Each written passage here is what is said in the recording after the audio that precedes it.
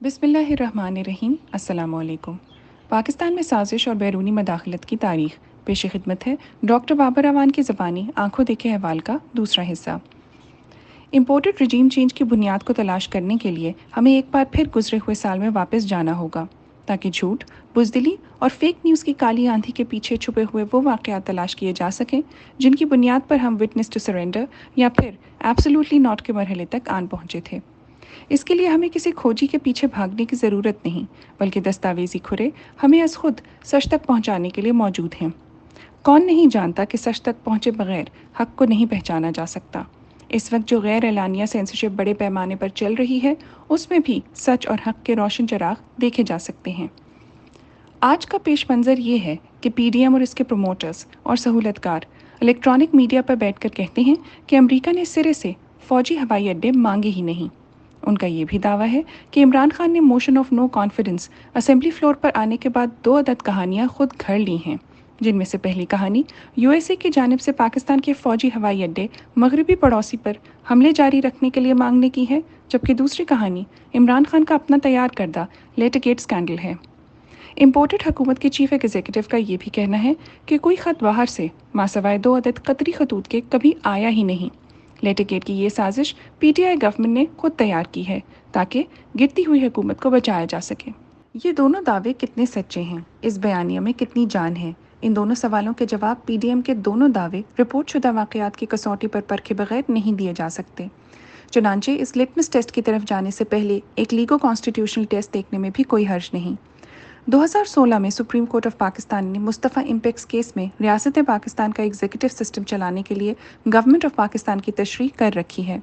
عدالت عظمیٰ نے آئین کے آرٹیکل 90 اور 91 کو انٹرپریٹ کرتے ہوئے فیصلہ دیا کہ وفاقی حکومت کا مطلب کیبنٹ آف منسٹرز اور پرائم منسٹر ہے۔ موجودہ حکومت 11 اپریل کو قوم پر نازل کی گئی۔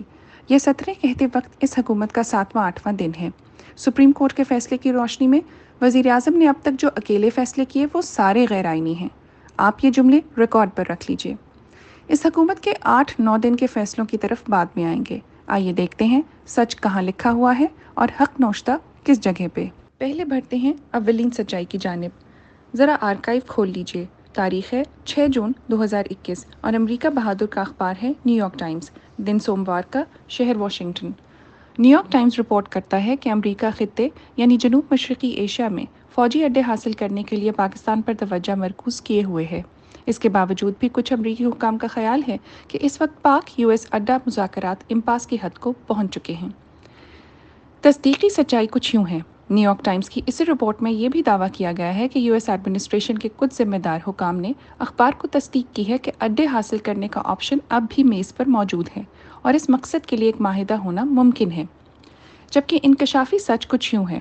نیو یارک ٹائمز کے مطابق یو ایس اسپائی ماسٹر سی آئی اے کے ڈائریکٹر ولیم جے برنز نے حال ہی میں پاکستان کے ذمہ دار حکام کے ساتھ ملاقاتیں کرنے کے لیے اسلام آباد کا غیر اعلانیہ دورہ کیا۔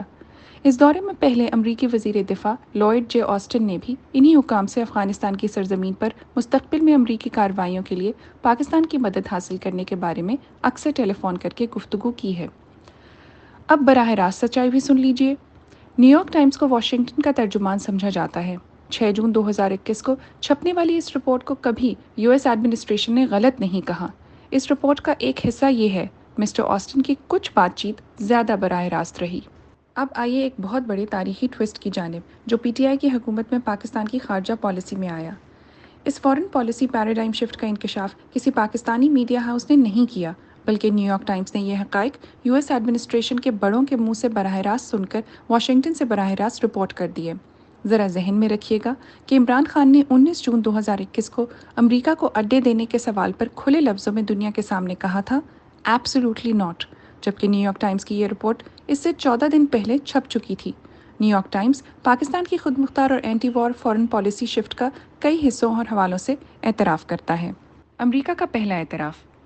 امریکہ کو اڈے پیش کرنے میں پاکستانی حکومت کی ہچکچاہٹ کا تجزیہ کرتے ہوئے رپورٹ کے الفاظ یہ ہیں: اسلام آباد میں موجود حالیہ حکومت کا طالبان کے خلاف کسی ایسے امریکی حملے پہ دستخط کرنے کا کوئی امکان نہیں ہے جو پاکستان میں موجود کسی بھی اڈے سے لانچ کیے گئے ہوں۔ امریکہ کا دوسرا اعتراف۔ یو ایس ایڈمنسٹریشن کے کچھ بڑوں کی رائے کو ان لفظوں میں بیان کیا گیا: ملک میں رائے عامہ یعنی پبلک اوپینین پاکستان کے اندر امریکہ کی کسی بھی طرح کی نئی موجودگی کے خلاف ہے اور اس پہ بہت ہی سخت موقف رکھتی ہے۔ امریکہ کا تیسرا اعتراف۔ عمران خان حکومت کے وزیر خارجہ کی فارن پالیسی سٹیٹمنٹ پر یو ایس ایڈمنسٹریشن کو سخت تشویش ہوئی، جو پارلیمنٹ میں حکومتی موقف کی صورت میں بیان کی گئی۔ نیو یارک ٹائمز نے اسے ان لفظوں میں رپورٹ کر رکھا ہے: پی ایم عمران خان جب تک اقتدار میں موجود ہیں وہ کسی بھی امریکی اڈے کی اجازت ہرگز نہیں دیں گے۔ امریکہ کا چوتھا اعتراف۔ اس رپورٹ میں خاص طور سے نوٹ کیا گیا ہے کہ پاکستان کی حکومت نے پبلک ہو کر یہ تسلیم کرنے سے انکار کر دیا ہے کہ وہ سی آئی اے کو پڑوسی ملک میں کارروائیوں کی اجازت دے رہی ہے۔